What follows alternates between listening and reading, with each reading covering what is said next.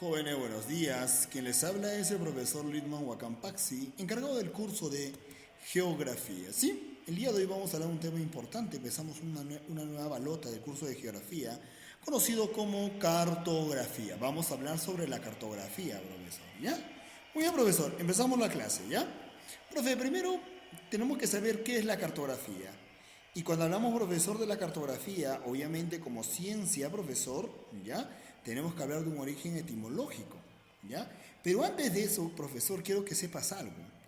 La cartografía es más antigua que la geografía. ¿Qué te parece? La cartografía es mucho más antigua que la geografía. ¿Por qué, profe? ¿Tú te has percatado, profesor, que cuando el hombre comienza a evolucionar, profesor, el hombre lo primero que hace es trazar pequeños mapas, ¿no? En este caso, profesor, pequeños croquis en algunas cavernas, ¿no? ¿Para qué, profesor? Con la finalidad de recorrer el mismo lugar o también con la finalidad, profesor, de ubicarse o reconocer ese lugar. Con ello, profesor, estamos indicando que ya la cartografía es más antigua que la geografía, ¿ya? Y es importantísima, profesor, porque sirve para trazar, ubicar lugares, trazar, no sé, cordilleras, etcétera. ¿Listo? Hablemos, profesor, de su origen etimológico.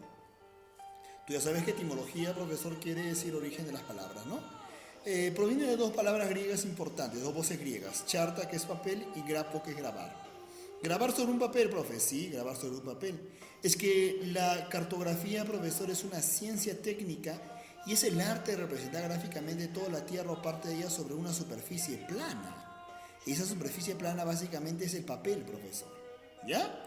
Profe, para la Organización de Naciones Unidas, para la ONU, profesor, la cartografía es la ciencia encargada de la preparación de todo tipo de mapas y cartas, desde su inicio, desde su elaboración hasta su impresión. Esto se lo preguntamos el año pasado, profesor. ¿Ya?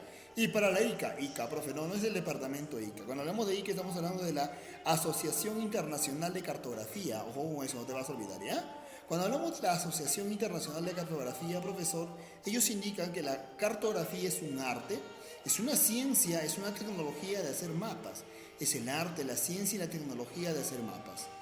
Cuando hablamos de cartografía vamos a hablar de dos personajes importantes. Este de acá, que es Anaximandro de Mileto, es el padre de la cartografía antigua. Anaximandro de Mileto, el padre de la cartografía antigua.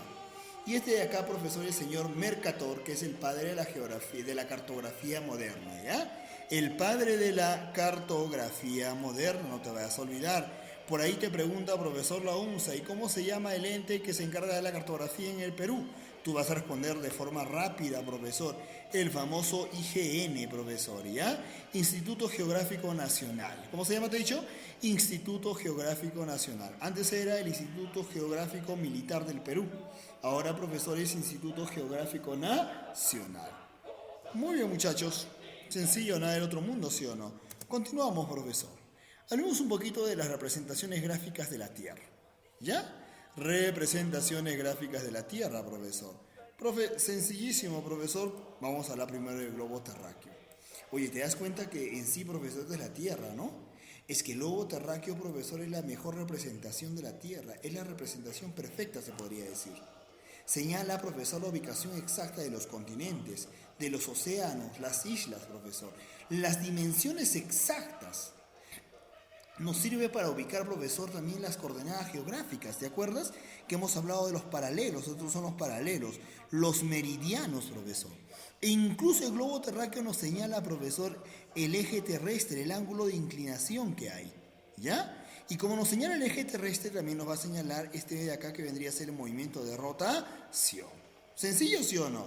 El primer globo terráqueo, profesor, que ha sido inventado, propuesto, profesor, o fabricado, ha sido en el año de 1490 a 1492 por el señor Martín Behaim. ¿Ya? ¿Cómo se llama? Te he dicho Martín Behaim. Yo soy peruano, ¿eh?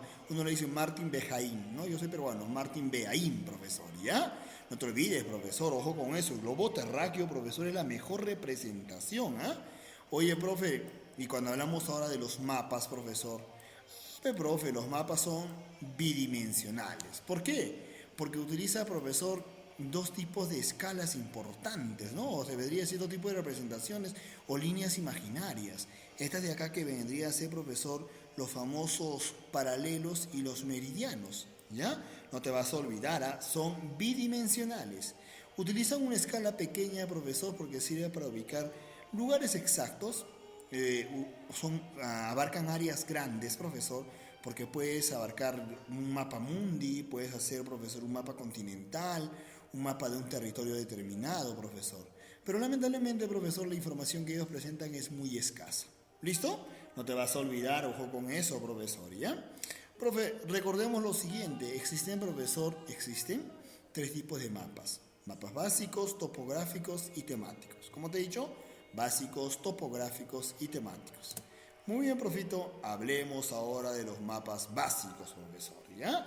Los mapas básicos, profesor, son mapas nuevos, cuyas fuentes de información son primarias.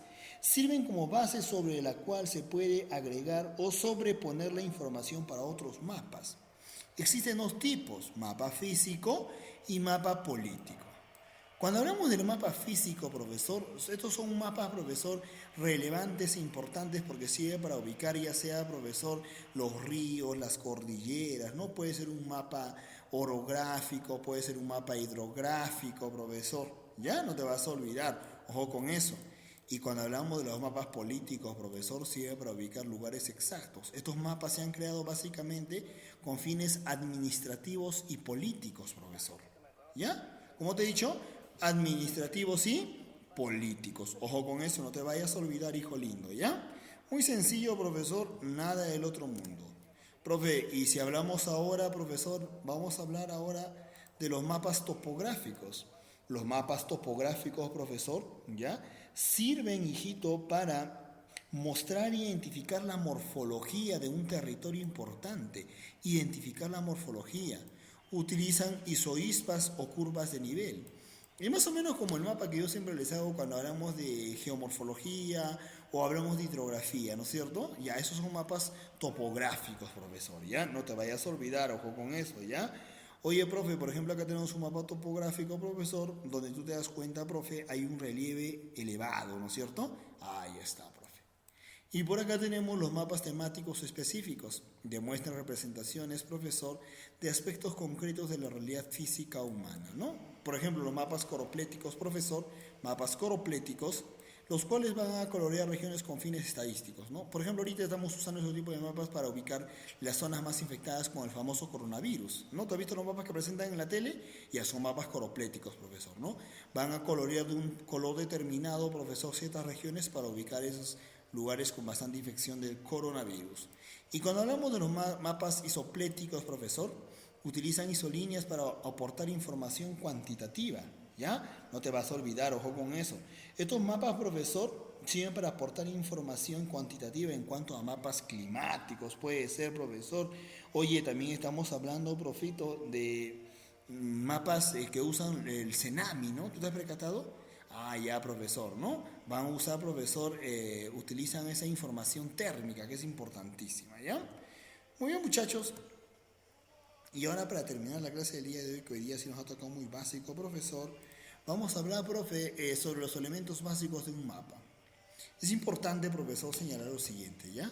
Los elementos que siempre la USA te pregunta es esto de acá. Primero, profesor, proyección, escala, profesor, y simbología. ¿Ya? Como te he dicho, proyección, escala y simbología, ¿ya? Por aquí te he comentado el título, profesor, te he comentado la orientación. ¿Listo? Oye, profe, cuando hablamos, profesor, por ejemplo, cuando hablamos del título, profesor, es importante señalar porque informa, profesor, de qué trata el mapa, ¿no? En sí es el resumen del mapa. Y cuando hablamos de la proyección, profesor, la proyección sirve, profesor, para ubicar los paralelos y meridianos, ¿ya? Los paralelos, que son trazos horizontales, y los meridianos, que son trazos totalmente verticales. La escala, profesor, indica cuántas veces se ha reducido el territorio que representa, ¿no? Acá hay una escala, por ejemplo, ¿no? Eso lo encuentras en todos los mapas, ¿ya? Existen escalas numéricas, existen, profesor. También tenemos, profesor, por acá la orientación, ¿no? Normalmente la orientación, profesor, acá está simbolizada por una flecha, pero es cuando encontramos acá los 4 puntos cardinales, ¿no? Eso es, profesor. Y la simbología o leyenda, profesor, el cual recoge los símbolos utilizados para representar los datos. ¿Listo? Sencillo, profesor, nada del otro mundo. Muy bien, muchachos, eso es todo por el día de hoy. Hoy día trabajamos más en full práctica, ¿ya? Cuídense bastante. Chao, chao.